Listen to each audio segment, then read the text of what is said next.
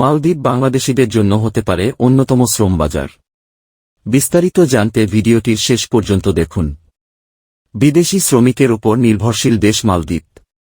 এটি বাংলাদেশের জন্য সবচেয়ে বড় আন্তর্জাতিক শ্রমবাজারগুলোর একটি। কয়েক বছর বন্ধ থাকার পর নতুন করে গেল বছর বাংলাদেশি কর্মীদের জন্য শ্রমবাজার খুলে দিয়েছে দেশটি।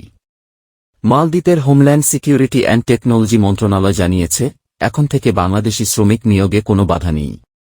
সংশ্লিষ্টরা বলেছেন, সঠিকভাবে উদ্যোগ নিলে মালদ্বীপ হতে পারে বাংলাদেশের বৃহত্তর শ্রমবাজার। সূত্র মতে, গত 2019 সালের সেপ্টেম্বর থেকে মালদ্বীপে বাংলাদেশি শ্রমিক নেওয়া বন্ধ ছিল। এরপর অবৈধ অভিবাসীদের বিরুদ্ধে দেশটির সরকার অবস্থান নেয় অনেক প্রবাসী বিপাকে পড়ে। এরই মধ্যে দুই দেশের সরকারের উচ্চ পর্যায়ে আলোচনা চলতে থাকে। অবশেষে তার ইতিবাচক ফল মিলেছে।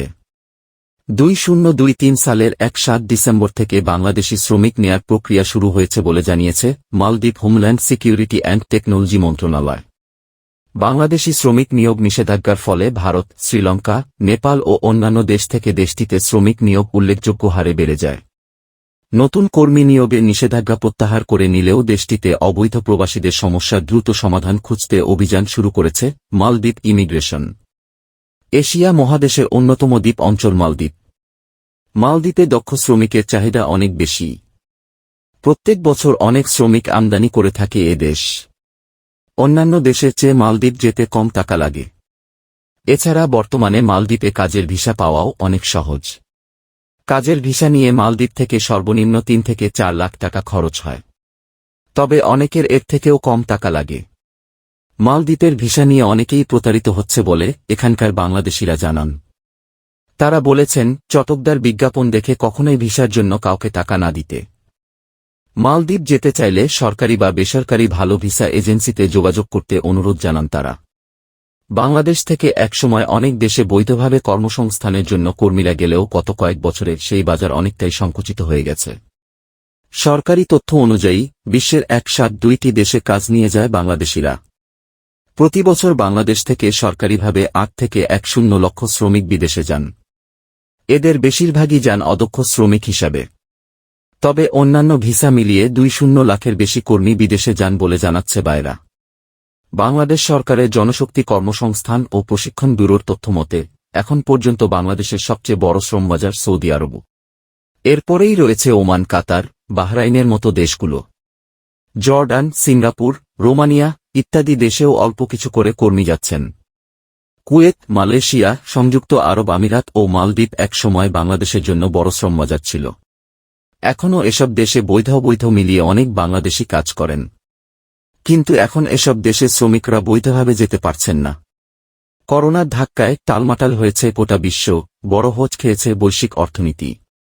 আঘাত এসেছে দেশের প্রবাসী শ্রমবাজারেও। বিপুল অঙ্কের রেমিটেন্স আসার এই খাতে লেগেছিল মন্দ হাওয়া। এই পরিস্থিতিতে দেশের শ্রমবাজার সংক্রান্ত নতুন কোনো বার্তা বা চুক্তি আলোর মুখ দেখছিল না। তবে ভারত মহাসাগরের ক্ষুদ্র দ্বীপরাষ্ট্র মালদ্বীপের সঙ্গে শ্রমবাজার সংক্রান্ত সমঝোতা চুক্তি সই করেছে বাংলাদেশ।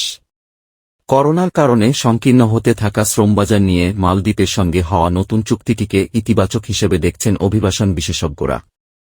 তারা বলেছেন, দেশটিতে নতুন করে কর্মী পাঠানোর আগে সেখানে থাকা অবৈধদের বৈধকরণ জরুরি। সেই সঙ্গে চুক্তি বাস্তবায়ন না হওয়া পর্যন্ত দেশটির সঙ্গে কূটনৈতিক তৎপরতা চালিয়ে যাওয়ার পরামর্শ তাদের। বেসরকারি হিসেব বলছে, মালদ্বীপে বর্তমানে বৈধ মিলিয়ে প্রায় লাখখানেকের মতো বাংলাদেশি কর্মী রয়েছে। তাদের বেশিরভাগই দেশটির নির্মাণশিল্পে কাজ করছেন।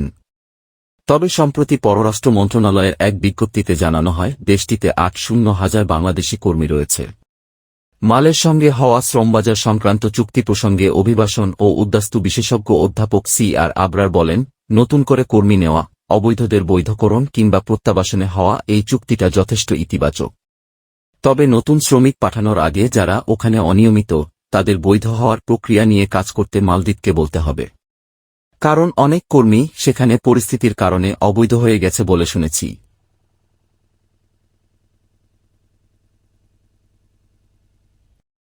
চুক্তিটি যেন কার্যকর করা হয়, বাংলাদেশকে সেটা নিয়ে কাজ করতে হবে। তাদের তাগাদা দিতে হবে। অভিবাসন বিশেষজ্ঞ আসিফ মুনির বলেন, মালদ্বীপে যেসব বাংলাদেশি কর্মী অবৈধ হয়ে গেছেন তাদের যাতে রেগুলারাইজ নিয়মিতকরণ করা হয় সেটাকে স্বাগত জানাতে হবে। কিন্তু নতুন যারা যাবে তারা যেন ভবিষ্যতে অবৈধের আওতায় না পড়ে যায়, সেই নিয়মটা যেন রাখা হয়। সরকারের উচিত হবে ভবিষ্যতে শ্রমবাজার এবং আমাদের ভাবমূর্তি রক্ষার জন্য অভিবাসীদের কাছে একটু সহায়তা চাওয়া। যেসব অভিবাসী জীবিকার তাগিদেই সেখানে থাকতে চায়, কিন্তু সেটা যেন নিয়মের মধ্যেই হয়। এতে করে ভবিষ্যতে দেশটিতে আরও লোক যেতে পারবে, সম্পর্কটা ভালো থাকবে। আশা করি এই চুক্তির মাধ্যমে একটা উদাহরণ সৃষ্টি হবে।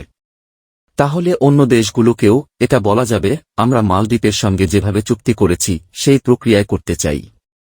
ক্ষুদ্র দ্বীপরাষ্ট্র মালদ্বীপের বর্তমান জনসংখ্যা প্রায় 5 থেকে 6 লাখ এবং দেশটিতে বাংলাদেশি প্রবাসীর সংখ্যা প্রায় 1 লাখ। এর মধ্যে 4,000-এর মতো শ্রমিক অবৈধভাবে অবস্থান করছে। অন্যান্য দেশের রয়েছে আরও 1,2 লক্ষ শ্রমিক। পুরো দক্ষিণ এশিয়ার মধ্যে একমাত্র মালদ্বীপেই সর্বোচ্চ সংখ্যক বাংলাদেশি রয়েছে, যার মধ্যে উল্লেখযোগ্য সংখ্যক বাংলাদেশি অনিয়মিতভাবে কাজ করছেন।